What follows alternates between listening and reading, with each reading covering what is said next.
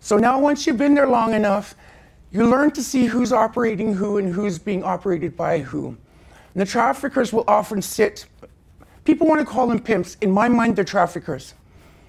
Will sit on the floor and count the songs you've done so you can't hide your money. You come out and you hand the money over. So about one night at about 3 in the morning, there's a knock at our door.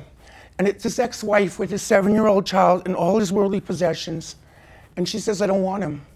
He looks at him and says, I don't want him either. I couldn't look this child in the eye, his last hope, and say I didn't want him. So I said, come, I'll take care of you, and I brought him in. Now having this child there, strangely enough, gave me a tad more freedom because he would disappear for days. I later found out that he was running other prostituted women. So what these men will do is they'll have what's called a stable. And within this stable, they'll have 5, 6 girls.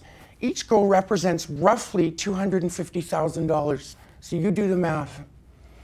So this child, when I got him, could barely read or write. He couldn't tie his shoes or use a knife and fork. So I was dealing with this. I decided one day I'd had enough. And I said to him, I don't want to do this anymore. He then broke all my toes so I couldn't walk. It was at this point that he took all the doors off the inside of the house and started bringing the men home. Excuse me.